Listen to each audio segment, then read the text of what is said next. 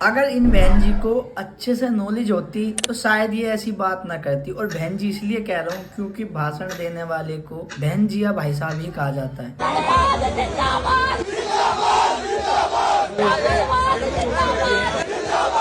कहा है कई इंटरव्यू में कि मनुस्मृति को आप सपोर्ट करती हैं, तो आपको लगता है कि मनुस्मृति में ऐसा था कि कोई सुबह में ब्राह्मण है, दोपहर में क्षत्रिय, शाम को वैश्य सनातन और धर्म में ऐसा है रात मैम। में और शूद्र सनातन वगैरह? धर्म को डिस्क्राइब करने के लिए आप किस जितना धर्म में? पढ़ेंगे, आप धर्म शास्त्र का नाम बताइए। सनातन धर्म को डिस्क्राइब करने के लिए आप जितने धर्म शास्त्र पढ़ेंगे उतने कम है एक मैम। भी धर्म शास्त्र का नाम बताइए जिसमें आप जो बोल रही हो परिभाषा हो। ये सनातन धर्म में ही है मैम। आप इसमें धर्म शास्त्र को कैसे जोड़ सकते हैं? नाम बताओ।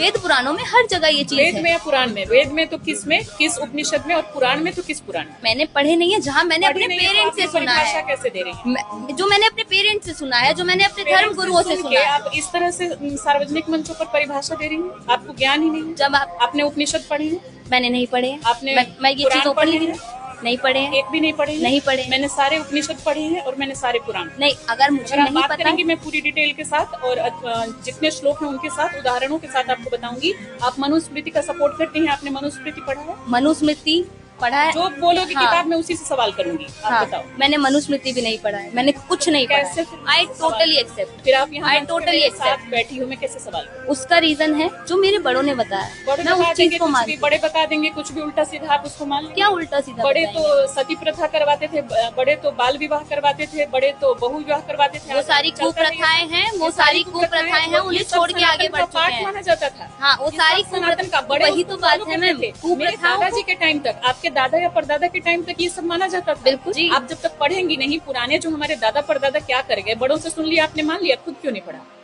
बड़ों ने जो और अगर सही पढ़ा बताया, नहीं है तो आप अगर मेरे मंचों पर मन जा में करके बोला, वो बोल कैसे अगर मेरे मनो कोई भी मुद्दा टालो, बस इन्हें फेमस होना है, पैसा कमाना है, ठीक है। इन्हें कुछ फर्क नहीं पड़ता, इन्हें बस फेमस होना है। चाहे इन्हें जातिवाद से फेमस होना पड़े, चाहे इन्हें धर्म से होना पड़े, या हिंदू मुस्लिम करके फेमस होना पड़े, या कुछ भी करके फेमस होना पड़े, पर इन्हें फेमस होना है। कोई भी बंदा, कोई भी हिंदू मुस्लिम सिख ईसाई वर्ल्ड में जितने ही बंदे हैं, एजुकेटेड हो जाओ तो लड़ाई करना ही बंद कर दोगे। क्योंकि जब तुम्हें चीजों का पता लग जाएगा तो शायद तुम फिर क्यों लड़ोगे। और पूर्वजों की बात कर रहे भाई, पूर्वज तो हमारे एक रहे थे, मतलब मिलजुल के रहे थे, तुम क्यों बस बटे पड़े हो। सच्चाई ये है कि भाई हिंदू धर्म की जिसकी हम बात करते हैं अपने की, उसके अंदर जितना घुसोगे ना उतना डिवाइड होते चले जाओगे। आज की बात छोड़ो, बहुत लंबी कहानी हो जाएगी। विष्णु जी की अलग चलेगी, भोलेनाथ की अलग चलेगी, ब्रह्मा जी की अलग चलेगी, भाई बहुत चीज है। एजुकेटेड हो, ये देखो हम देश के लिए क्या कर सकते हैं, कैसे डेवलप कर सकते हैं देश को। मैं किसी को गलत नहीं कहता,